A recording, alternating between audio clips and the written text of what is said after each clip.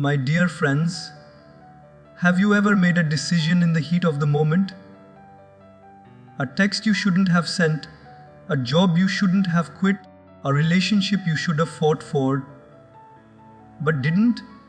And later, when the storm settled, you realized it wasn't the situation that ruined it, it was your reaction. We've all been there. Because emotions, though powerful, can be terrible decision makers.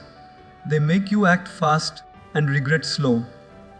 But today, I want to show you how to rise above your emotions and make decisions from power, not pressure.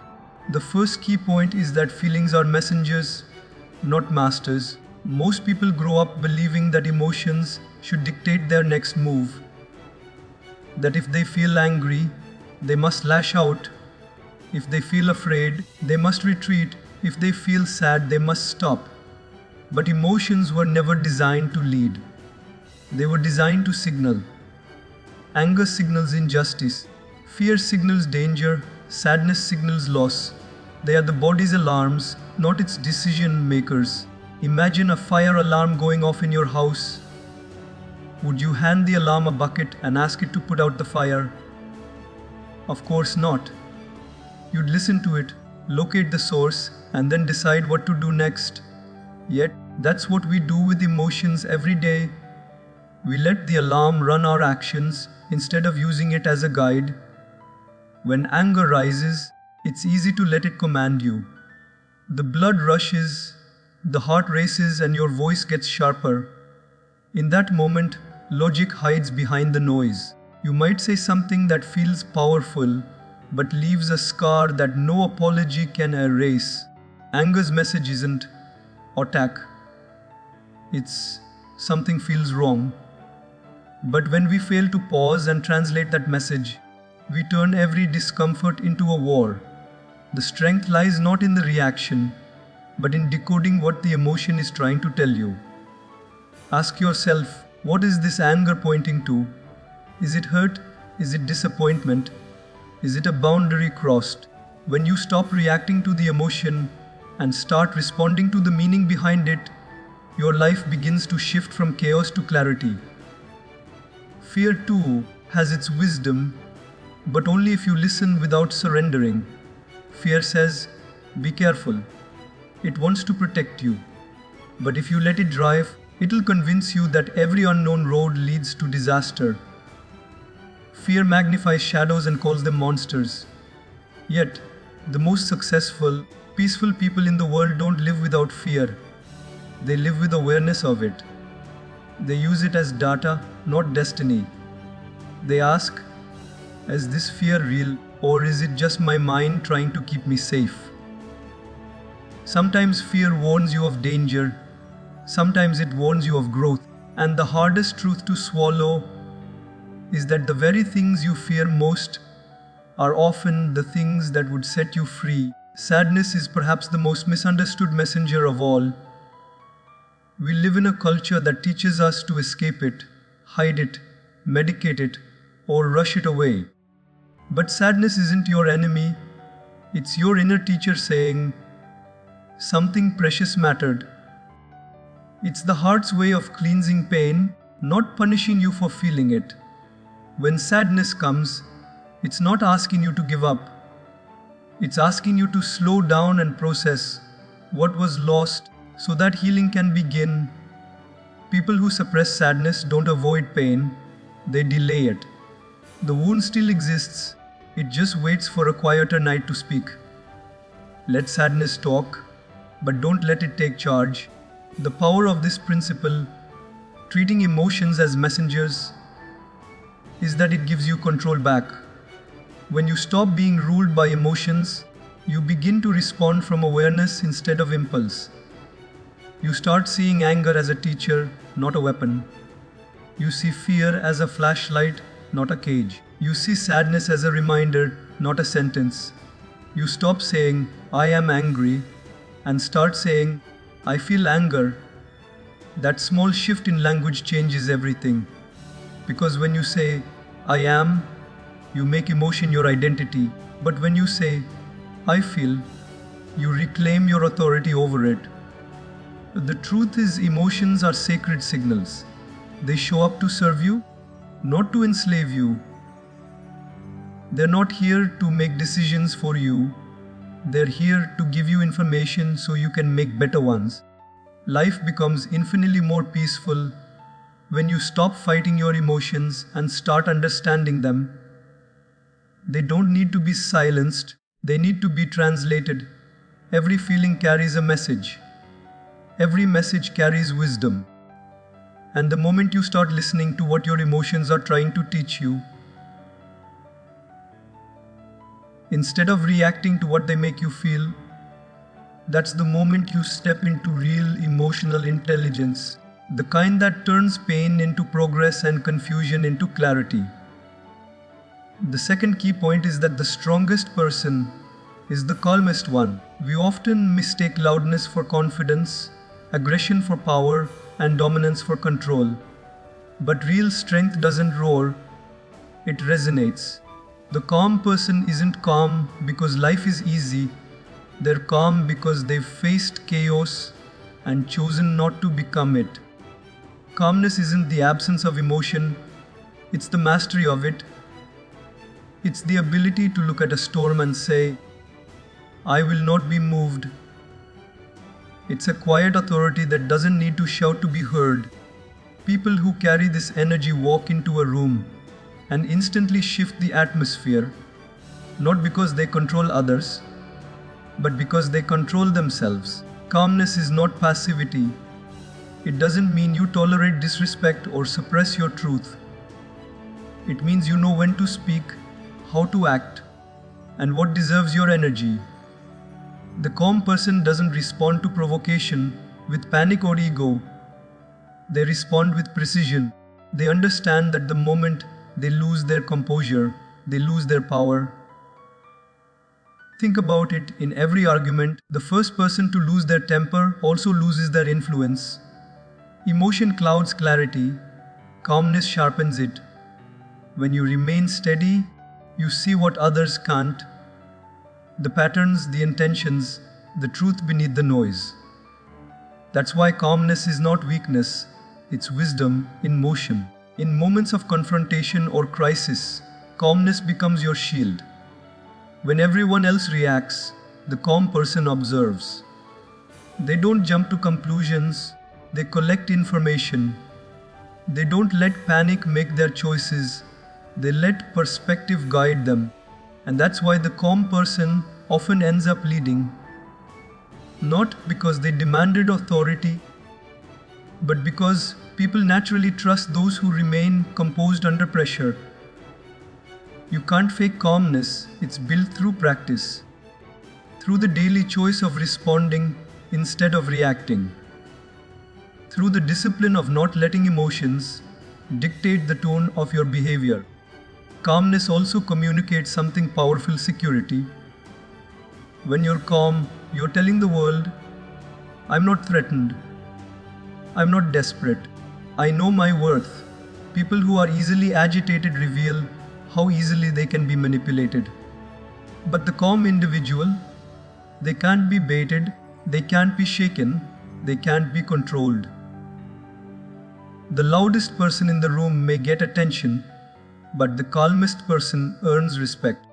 Because while others spend their energy trying to prove their power, the calm person silently embodies it. They understand that peace is the ultimate flex, and emotional composure is the highest status symbol in any room. But this kind of calm doesn't come from pretending everything's fine. It comes from inner stability. It's built through reflection, through understanding your triggers, through learning to pause before you speak. When you're emotionally balanced, you stop chasing validation. You stop letting other people's chaos become your responsibility. You stop fighting every battle because you finally realize not every war is worth winning.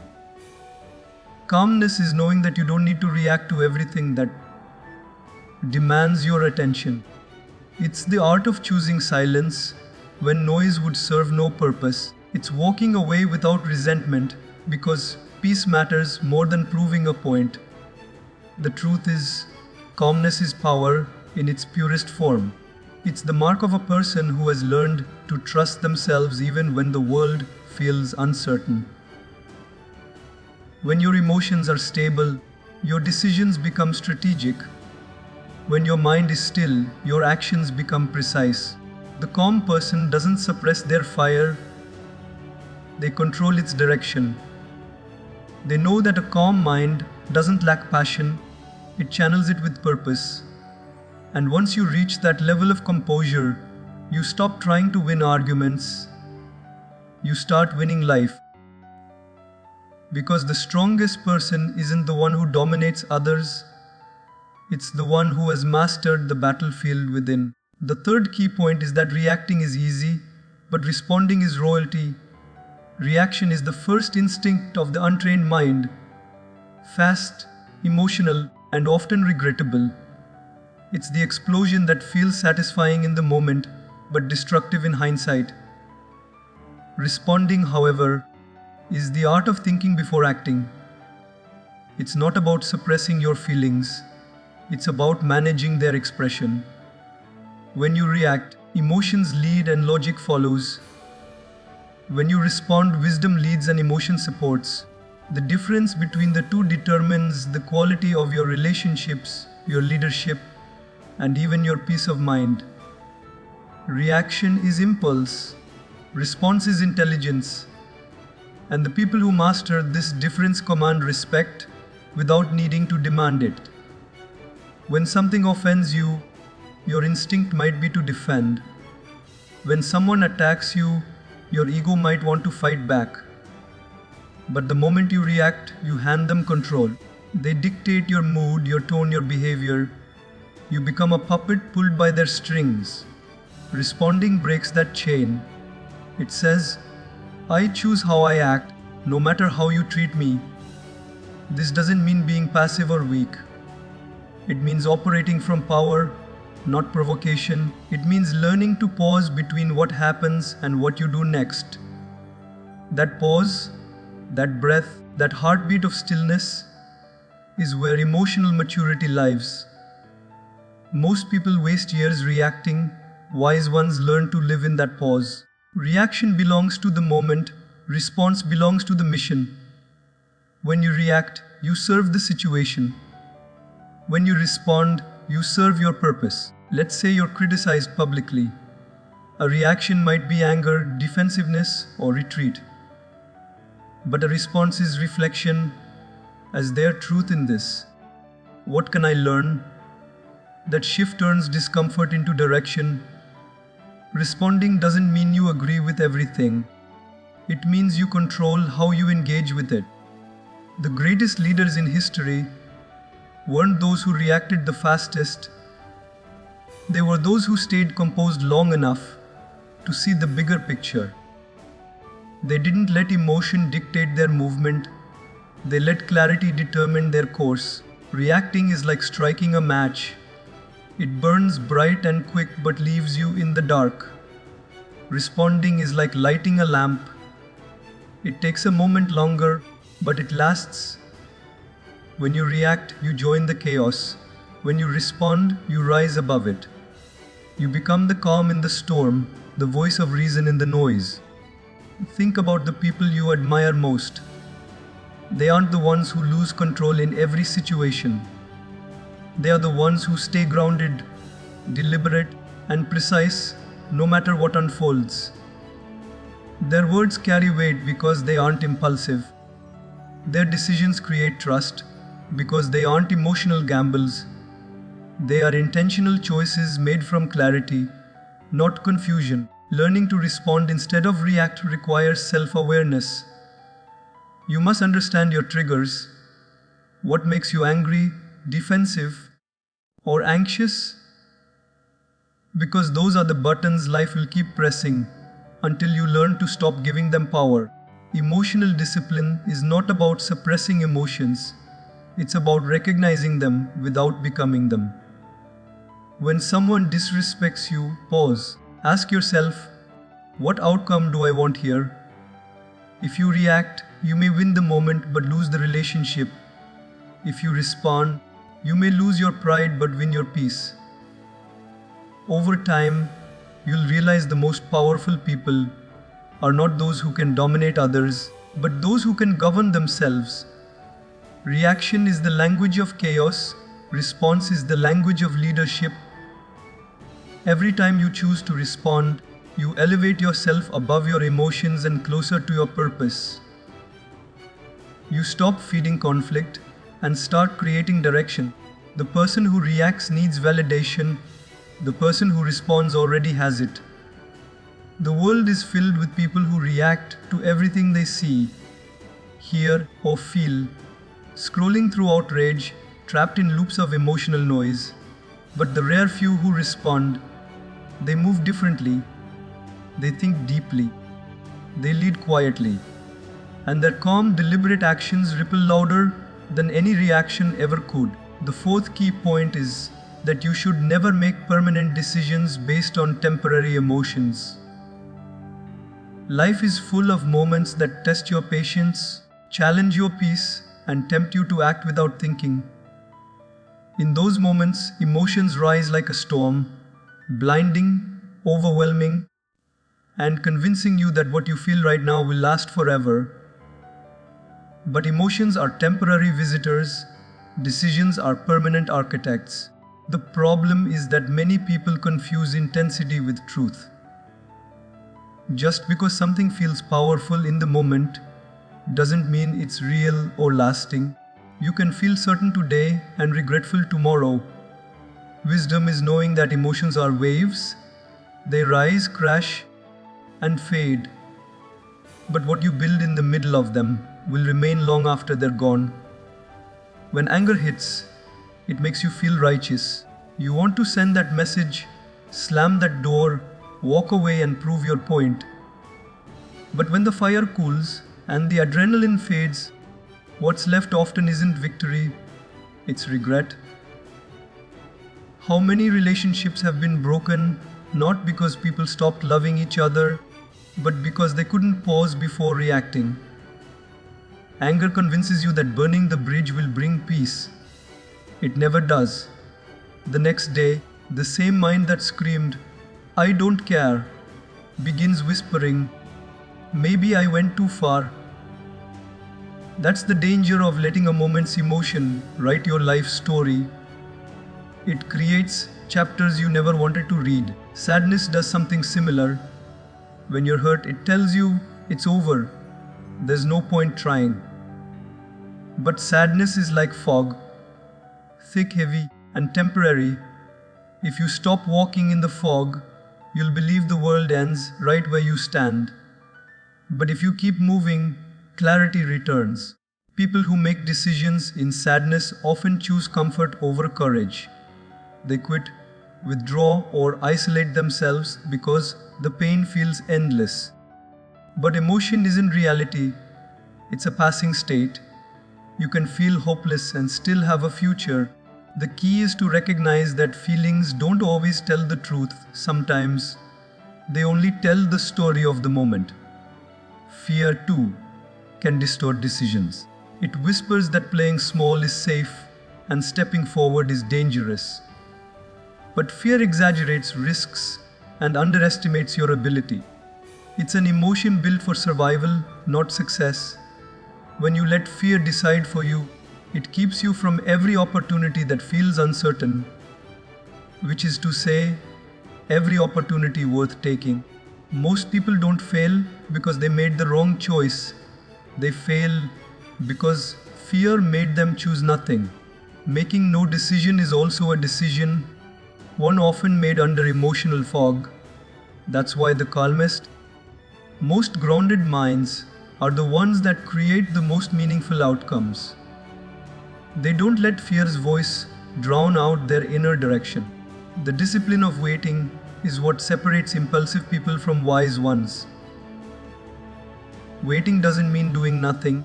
It means giving emotions time to settle so your logic can speak.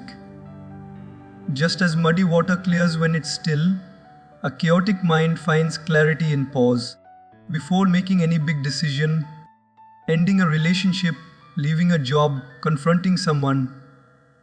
Give yourself space to cool down. The emotion might feel urgent, but truth never rushes. Time reveals what emotion conceals. What feels unbearable today might feel insignificant next week. And the moment you learn to delay your reactions, you begin to make decisions that align with your long-term peace, not your short-term feelings. Every emotional storm passes. They always do. What remains after is what you decided in the middle of it. The people who live with the fewest regrets aren't the ones who never felt anger, fear, or heartbreak. They're the ones who refused to build permanent realities from temporary emotions. Because the moment you learn to step back and see beyond what you feel right now, you stop making decisions out of pain and start making them out of purpose. The emotional moment will fade, but the choices you make during it will echo. So before you act, ask yourself, is this emotion temporary or is this truth timeless? That question alone can save years of regret and protect the peace you've worked so hard to build. The fifth key point is that you must learn to detach, to decide clearly. When emotions run high, clarity disappears. You can't think straight when your heart is racing and your mind is replaying 1,000 versions of what just happened. Detachment doesn't mean you stop caring. It means you care enough to step back and see the truth without distortion. Most people make choices while standing too close to their problems. They confuse perspective with control and passion with clarity. But distance gives you vision. Just like you can't read a book with the pages pressed against your face, you can't understand your life when you're buried inside your emotions. Detachment is the art of stepping outside the storm to see where the wind is actually blowing. When you detach, you give your mind room to breathe. You stop reacting and start observing. Observation is powerful because it creates space between the trigger and your response. That space is where wisdom grows. In that pause, you can ask the questions emotion tries to silence. What's really happening here? What's my role in this? What outcome do I truly want? Detachment transforms confusion into insight. You stop labeling everything as good or bad and start understanding it as information. You begin to see patterns in your behavior, in others, in life itself. And the more you practice stepping back, the clearer you see how many decisions are made not from truth, but from attachment to ego, approval, or fear. Ego attachment is one of the biggest enemies of clarity. It convinces you that stepping back means losing control, when in reality, it's how you gain it. Ego says, I must be right. Detachment says, I must understand. Ego reacts to win, detachment responds to grow.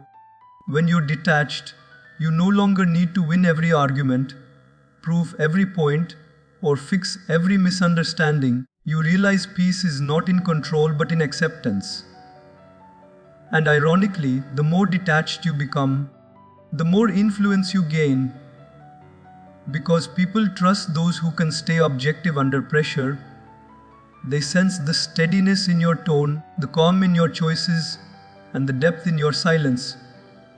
Detachment also teaches emotional balance in relationships. When you're too attached to an outcome, needing someone to behave a certain way, needing approval, needing closure, you hand them power over your peace. Detachment returns that power to you.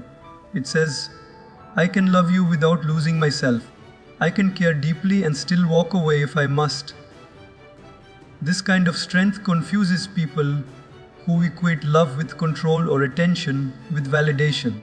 But true love, whether for yourself or another, flourishes when it's not suffocated by attachment. Detachment allows you to give freely, listen honestly, and decide wisely, because your choices come from clarity, not desperation. In a world addicted to reaction, detachment is rebellion. Society glorifies instant replies, fast judgments, and emotional exposure. Everyone wants to speak first, decide first, and defend first, but few stop to think first. Detachment is not indifference, it's mastery. It's the discipline to observe your own mind before letting it lead your actions.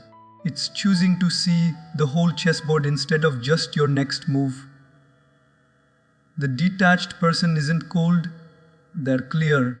They don't suppress feelings, they process them quietly, away from noise and impulse. That's why detached people often appear calm, while others are falling apart. They understand the power of stepping back to gain direction. Clarity born from detachment brings peace that emotion alone can never provide. When you learn to detach, decisions stop feeling like battles. You no longer choose out of fear or pride, you choose out of alignment. Detachment helps you see the difference between what matters now and what will matter 5 years from now. It lets you hear your intuition instead of your insecurity. It lets you move with intention instead of reaction. The truth is, you can't make wise decisions from within chaos. You must rise above it, look down on it, and see it for what it really is. Temporary turbulence passing through an unshakable mind. The sixth key point is that emotional discipline is freedom. Most people think freedom means doing whatever they feel whenever they feel it. But that's not freedom.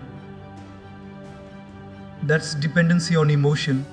True freedom begins when you no longer need to act on every impulse that arises. When your peace no longer depends on the behavior of others or the circumstances around you.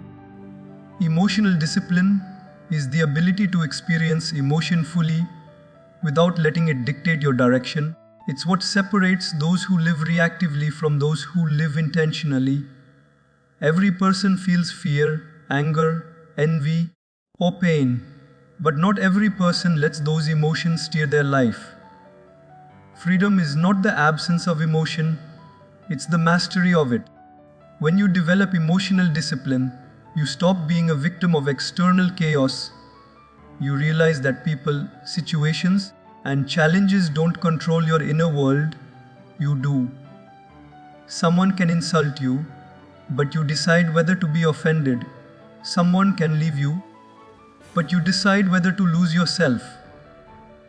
It's a quiet realization that your emotions belong to you, not to the world around you. Most people spend their lives trying to control what they can't. Others' opinions, outcomes, timing.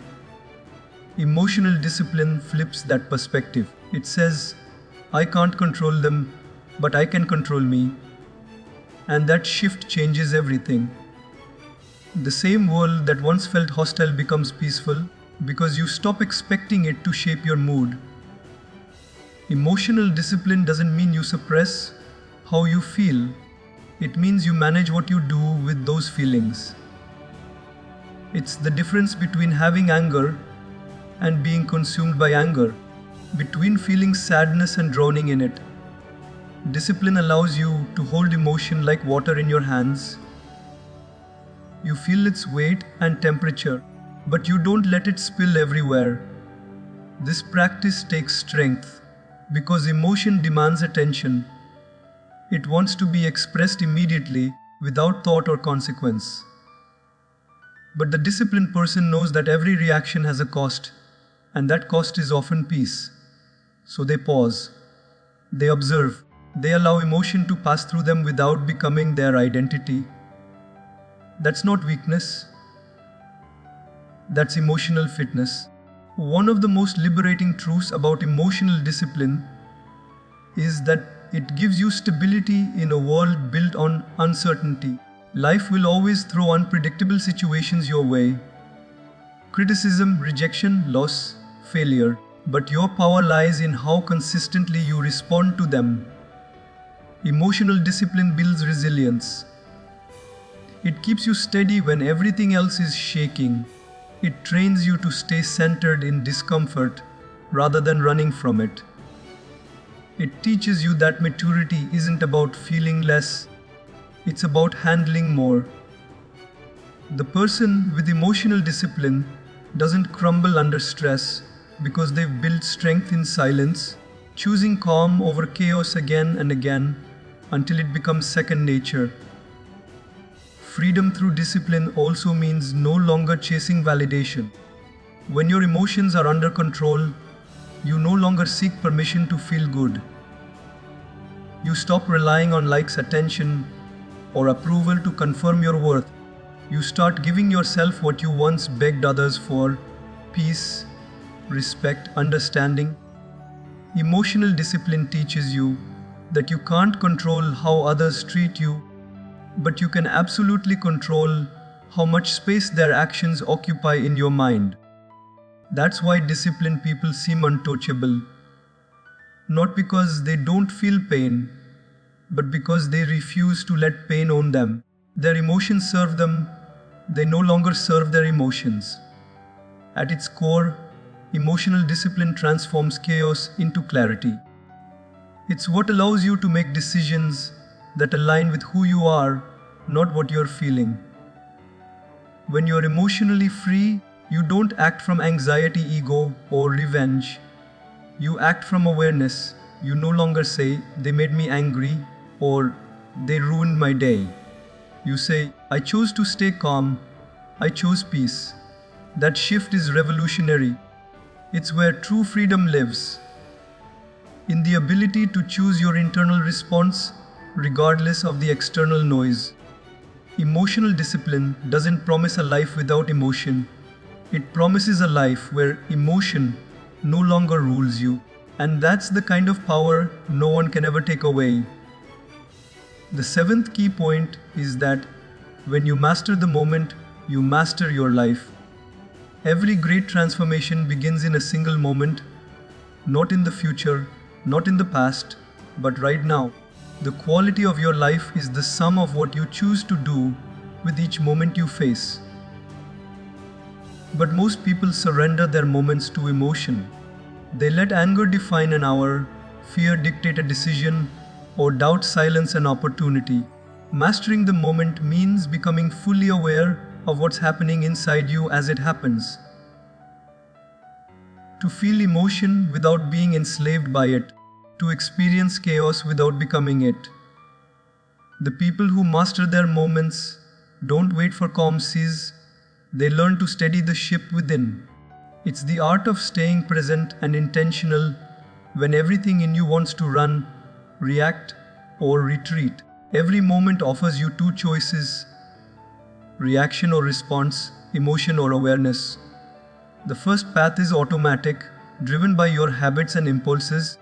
The second path is conscious, guided by wisdom. Mastering the moment means creating that split second of awareness before you act, speak, or decide. It's in that pause where your power lies.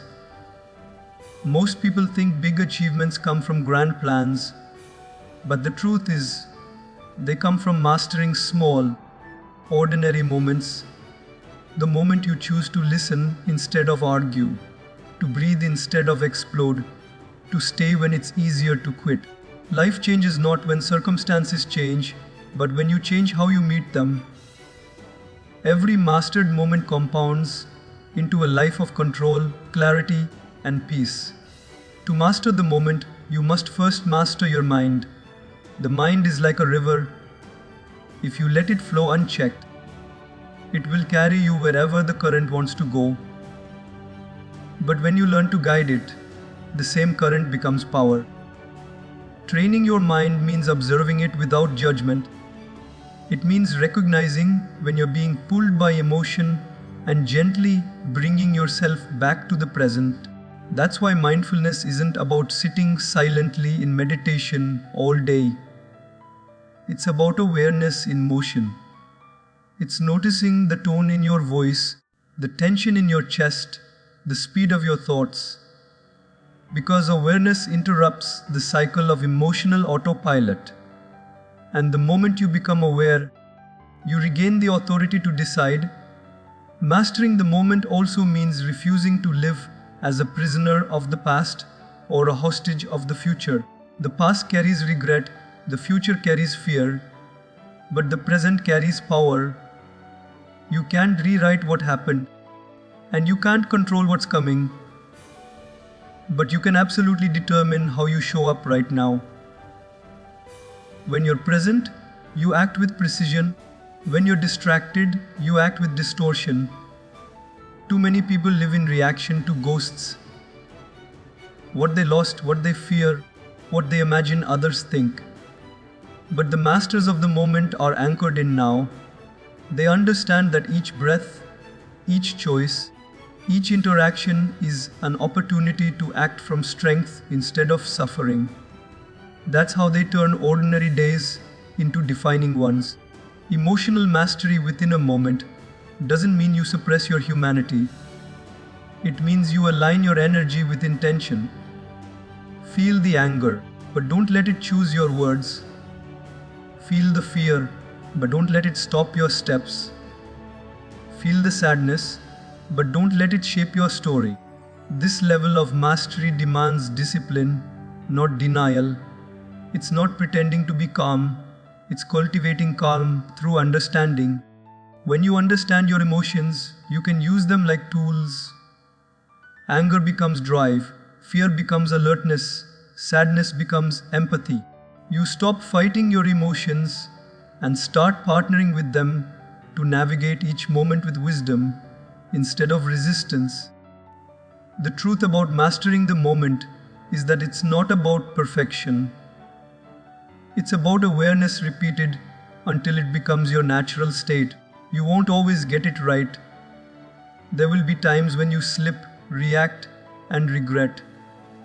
But even then, awareness brings you back faster each time. And with every comeback, you grow stronger, calmer, clearer. Eventually, your mind stops being a battlefield and becomes a sanctuary. Mastering the moment means realizing that life doesn't test your strength in the big events. It tests it in the everyday choices. The way you handle one heated conversation, one disappointing email, one unexpected obstacle. That's where your true mastery is built. Because when you can control the moment, you can control the direction of your life. So when all is said and done, life doesn't ask you to be perfect. It asks you to be present. It doesn't demand that you never feel, never fall, or never falter. It simply calls you to rise above the noise inside you long enough to see clearly, act wisely, and choose power over impulse. Because every time you choose calm over chaos, reflection over reaction, and discipline over emotion, you reclaim a piece of yourself. You become the author of your life, not the echo of your emotions. There will always be storms, moments when everything in you wants to react, to prove, to run, to lash out. But that's when you remember emotions are not your enemy, they're your energy. You don't suppress them, you shape them. You don't silence them, you guide them. That's how you turn pain into purpose and confusion into clarity. Every emotion you master becomes a brick in the foundation of your peace. And that peace, that steady, unshakable calm within you, becomes your greatest strength. Because no matter what happens around you, you know who's in control. Not your fear, not your anger, not your past you. When you no longer let emotions drive your decisions, life begins to align with a quiet power. A power that doesn't shout but shines. A power that doesn't need control because it already is control. So the next time you feel yourself slipping, pause. Breathe. Step back. You are not your emotion. You are the awareness behind it. Let that awareness guide your actions. Let wisdom be your compass. And remember this truth: mastering your emotions isn't about becoming cold. It's about becoming clear. When you rise above the waves inside you, the world itself begins to calm. Because the moment you control your emotions, you don't just make better decisions. you create a better destiny. And that right there is the quiet victory of a powerful mind.